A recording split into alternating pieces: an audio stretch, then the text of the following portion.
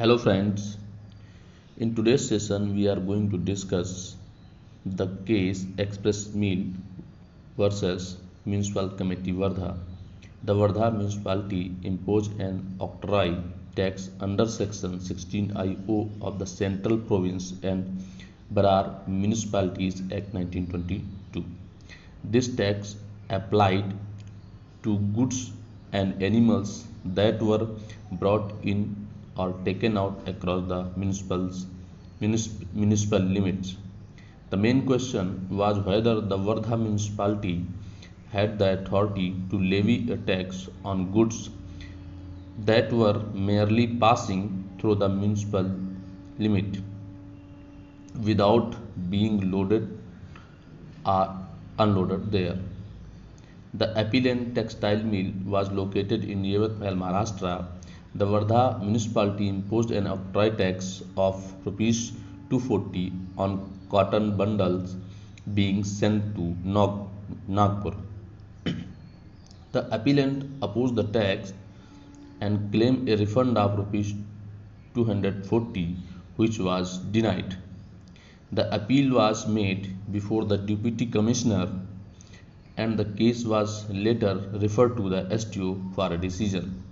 The High Court upheld the validity of the octroi tax and rejected the refund claim. However, the Supreme Court ruled that tax laws must be interpreted strictly according to their clear wording. Emphasizing the literal meaning of the tax provisions, the court struck down the tax imposed by Wardha municipalities and overturned the High Court decision. The judgment established significant principles regarding taxation and constitutional interpretation in India. Now let us study this case in details.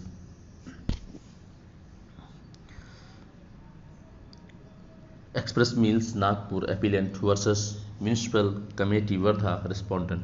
Reference AIR 1958 SC.341. Case Summary.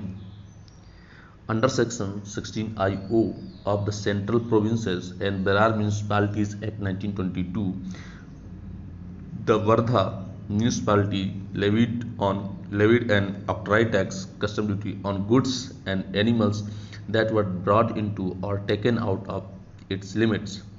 The primary question in this case was whether the municipality had the authority to impose such an octroi tax under the provisions of this act.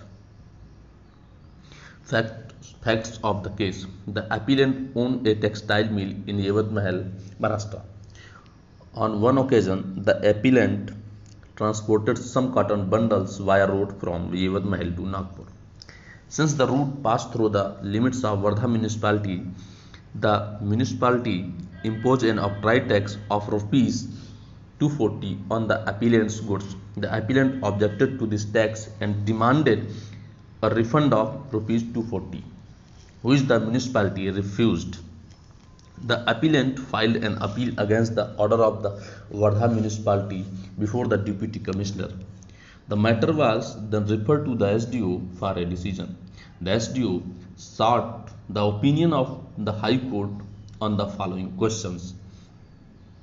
First question: can Wardha municipalities levy a tax on goods that merely pass through its limits without being loaded or unloaded? Second question: is the municipality obliged to refund the octroi tax?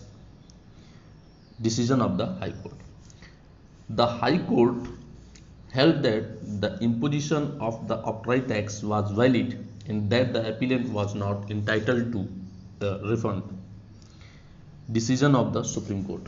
The Supreme Court ruled that taxation laws must be interpreted strictly according to the precise wording of the statute. A tax cannot be imposed merely by interference or implications. Courts do not have the discretion to distort or stress the meaning of words used in legislation. In the interpretation of the fiscal statute, if any ambiguity exists, the court cannot fill in the gaps. In cases of the doubt, the decision should favor the taxpayer. The Supreme Court further stated that the terms used in statute must always be given their literal meaning. The interpretation of the law should be done in a way that maintains coherence with its intended objectives. In this case, the meaning of the terms import and export was analyzed. These terms, in their literal sense, refer to the movement of goods from one place to another place. The High Court had interpreted these words in a fundamental sense. Based on this, the Supreme Court rejected the tax imposed by the Wardha Municipality. It noted that if the municipality's action were upheld, even goods transported via rail would be subjected to octroi, which was unreasonable.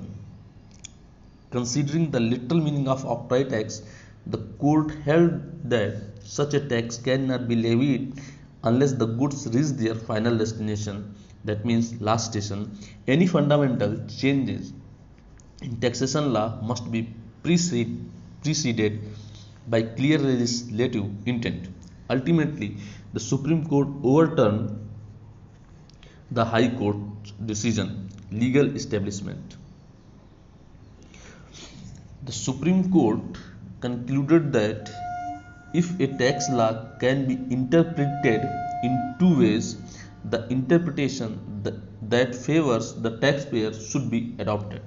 The fundamental rule of the statutory interpretation is that the wording of the law should be followed exactly as written, and words should be understood in their grammatical and ordinary sense.